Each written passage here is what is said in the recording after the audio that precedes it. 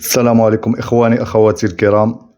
اليوم عندي عملة مغربية ورقية تسمى 100 درهم الملوك الثلاثة، أو بالدارجة المغربية 100 درهم 3 الملوك.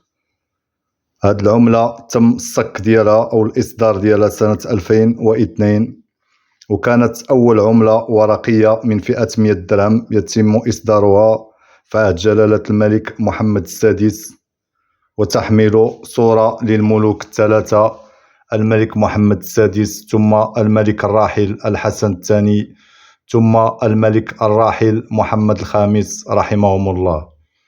كيف ما كنشاهدوا الإخوان، عملة مميزة. في ظهر العملة نشاهد الحشود المغربية اللي شاركت في المسيرة الخضراء سنة 1975 لتحرير المناطق الجنوبية من المملكة، ثم أيضا بعض الرموز الأمازيغية اللي كتعبر على الأصالة والتراث المغربي الأصيل. الإخوان بزاف ديال الإخوان كيشاهدوا في بعض المنصات أخرى بحال هاد العملة كيطلبوا فيها مبالغ ضخمة ومبالغ خيالية. أنا اليوم بغيت نأكد لكم هاد المعلومة. أول حاجة، بحال هاد العملة مازال متداولة ليومنا هذا. القيمة الإسمية ديالها هي اللي فيها 100 درهم، تساوي 100 درهم فقط، لكن كاين بعض المواصفات وبعض الشروط اللي كتميز العملة على باقي العملات الورقية وكتخليها ترجع نادرة ويرتفع السعر أو الثمن ديالها. بحال هاد الإصدار اللي كنشاهدو تم الإصدار ديالو على دفعتين، وقع لهم واحد الخطأ هنا في هذا المكان اللي فيه التاريخ الميلادي والتاريخ الهجري.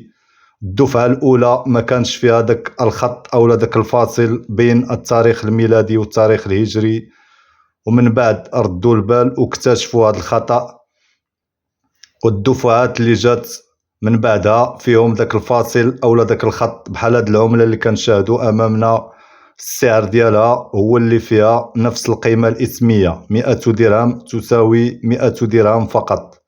لكن العملة اللي ما فيهاش داك الخط أو داك الفاصل بين التاريخ الميلادي والتاريخ الهجري هي العملة المطلوبة، واللي السعر ديالها مرتفع لكن ماشي بمبالغ خيالية. ثاني حاجة اللي كتخلي العملة يرتفع السعر ديالها هو الرقم التسلسلي أو السيري نمبر.